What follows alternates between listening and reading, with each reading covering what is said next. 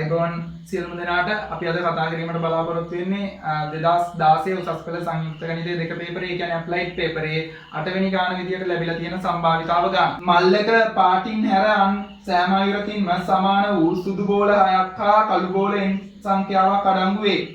එකකට පසුව අනෙක ලෙස ප්‍රතිස්ථාපනයෙන් තොරව බෝල දෙකක් සසම්භාවී ලෙස මල්ලෙන් ඉවතට ගනු ලැබේ.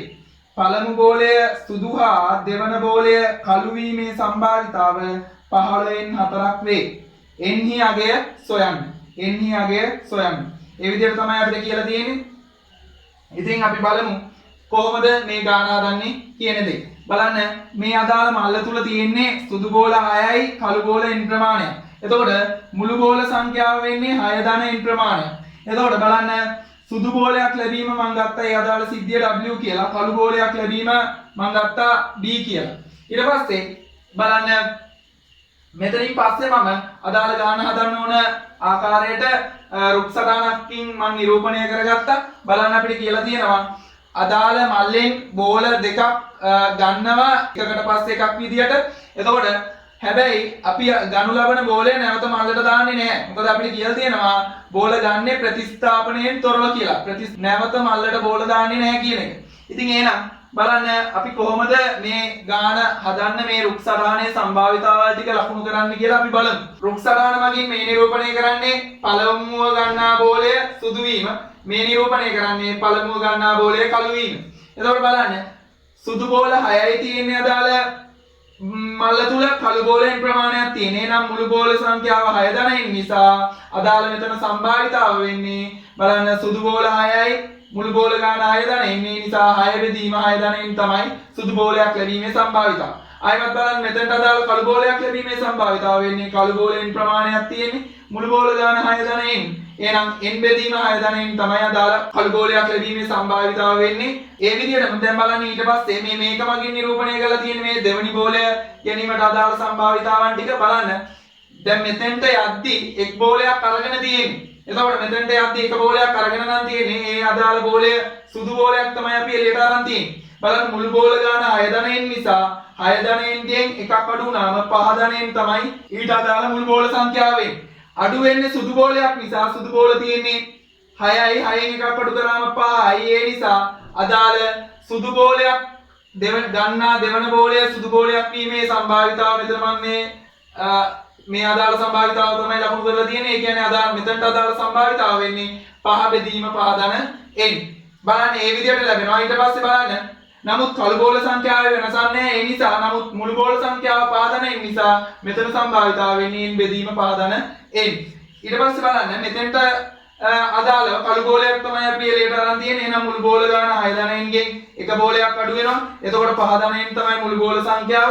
නමුත් බලන්න මෙතන සුදු බෝල සංඛ්‍යාව 6ම මේ විදිහට තියෙනවා. නමුත් කළු බෝල සංඛ්‍යාව n ගෙන් එකක් අඩු වෙනවා. එහෙනම් කළු බෝල සංඛ්‍යාව n ඍණ 1 දක්වා අඩුවීමක් වෙනවා. මුළු බෝල සංඛ්‍යාවක් දැන් 6 ධනයෙන් ගෙන් එකක් අඩු වුණාම 5 ධනයෙන් තමයි අදාළ මුළු බෝල සංඛ්‍යාව. ඒ නිසා සුදු බෝලයක් ලැබීමේ සම්භාවිතාව වෙන්නේ කියන්නේ මෙතෙන්ට අදාළ සම්භාවිතාව වෙන්නේ සුදු බෝල ගාන වෙනසක් වෙන්නේ නැහැ. ඒ නිසා 6 බෙදීම 5 ධන n. ඒ වගේම මෙතෙන්ට අදාළ සම්භාවිතාව වෙන්නේ බලන්න කළු බෝල සංඛ්‍යාව n ඍණ 1 දක්වා අඩු වෙන නිසා කළු බෝලයක් ගත්තු නිසා කළු බෝල සංඛ්‍යාව n ඍණ 1 දක්වා අඩු වෙනවා. මුළු බෝල සංඛ්‍යාව වෙන්නේ 5 ධන n. ඒ නිසා n ඍණ 1 බෙදීම 5 ධන n තමයි මෙතෙන්ට අදාළ සම්භාවිතාව වෙන්නේ. එහෙනම් මෙතෙන්ට අදාළ සම්භාවිතාව වෙන්නේ n ඍණ 1 බෙදීම 5 ධන n. ඔය විදියට. ඉතින් බලන්න අදාළ සම්භාවිතාවල් ටික නිරූපණය කරගෙන මම අදාළ රුක් සටහන නිරූපණය කරගත්තා. රුක් සටහන නිරූපණය කරගත්තා. ඊට පස්සේ අපිට දීලා තියෙනවා ගාන තුල පළමු බෝලය සුදු හා දෙවන බෝලය කළු වීමේ සම්භාවිතාව 4 බෙදීම 15යි කියලා. ඉතින් බලන්න පළමු බෝලය සුදු වීමේ අවස්ථාව මේක, දෙවන බෝලය කළු වීමේ අවස්ථාව මේක. එතකොට මෙන්න මේ සම්භාවිතාවල් දෙකේ ගුණිතයෙන් තමයි අදාළ සම්භාවිතාව ලැබෙන්නේ. එහෙනම් 6 බෙදීම 6 ධනෙන් වැඩි කිරීම n බෙදීම 5 ධනෙන් කියන එකෙන් තමයි අපිට අදාළ සම්භාවිතාව ලැබෙන්නේ. ඒ නිසා මම TWB ලෙස මේ සංකේතවත් කරලා තියෙන ඇත්තටම පළමු බෝලය සුදු වීම සහ දෙවන බෝලය කළු වීම කියන සම්භාවිතාව. එතකොට ඒක සමානයි 4 බෙදීම 15ට. එහෙනම් බලන්න. එතකොට පළමු බෝලය සුදු වීමේ සම්භාවිතාව 6 බෙදීම 6 ධනෙන් ඒක මේ ලියාගෙන තියෙනවා. ඒක වැඩි කරනවා. දෙවන බෝලේ කළු වීම වෙන්නේ n බෙදීම පහදන n. ඒ නිසා n බෙදීම පහදන n ලෙස ඒක ලියාගෙන තියෙනවා. ඔක සමාන වෙනවා 4 බෙදීම 15ට. ඊට පස්සේ බලන්න හරස් ගුණ කරයින් පස්සේ 6 වැඩි කිරීම n වැඩි කිරීම 15 සමානයි. බලන්න මෙතන තියෙනවා 4ක්. මෙතන 4 තියෙනවා මේ විදිහටම. බලන්න 6 ධන n ඊට පස්සේ 6 ධන n වාරයක් 5 ධන n තමයි මෙතන තියෙන්නේ. එහෙනම් බලන්න හරස් ගුණ කිරීම තමයි මම කරලා තියෙන්නේ. එතනින් පස්සේ සුළු කිරීම 6 වරක් 15 90යි 90යි n ලෙස අපිට ලියා ගන්න පුළුවන්. මෙතන තියෙන්නේ 4යි. එහෙනම් 4 වාරයක් බලන්න 6 5න් වැඩි කරාම 30යි. 6 n ගෙන් වැඩි කරාම 6යි n. n 5න් වැඩි කරාම 5යි n ධන ඊට පස්සේ බලන්න n ගෙන් වැඩි කරාම n වර්ගය. ලෙස අපිට ලැබෙනවා. ඊට පස්සේ බලන්න මම දෙපැත්තම දෙකෙන් බෙදනවා. ඊට පස්සේ මෙතන එනවා 45ක් මෙතන එනවා 2ක්. බලන්න 45යි n සමානයි. මෙතන තියෙන්නේ 2 දෙකෙන් වැඩි කරනවා මේ සියලුම පද. එහෙනම් බලන්න දෙකෙන් වැඩි කරාම දෙවරක් 60යි. 2 6යි n ගෙන් ගුණ කරාම 12යි n.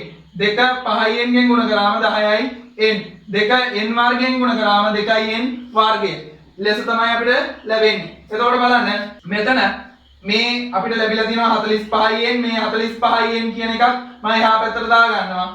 ඍණ කරලා බලන්න. එතකොට 60 ඒ විදිහටම ලියා ගන්නවා. 12යි n ධන 10යි n කියන්නේ 22යි n.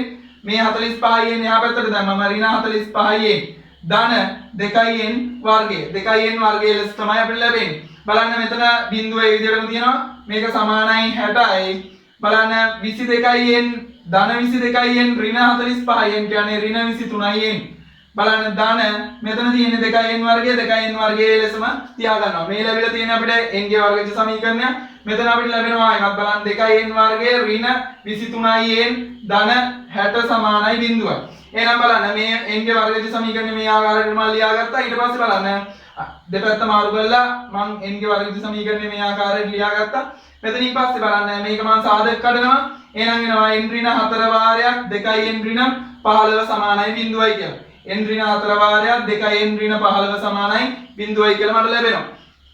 ඊට පස්සේ බලන්න මේකේ මේ සාධක දෙක වෙන වෙනම මම බිඳුවට සමාන කරනවා. එහෙනම් n ඍණ 4 සමානයි බිඳුවයි 2n ඍණ 15 සමානයි බිඳුවයි කියලා මට ලැබෙනවා. බලන්න මේකේ n තනි කරනවා. එතකොට n උක්ත කරාම අපිට ලැබෙනවා n සමානයි 4යි කියලා. ඒ වගේම මෙතනින් අපිට ලැබෙනවා n සමානයි 15 බෙදීම 2යි කියලා.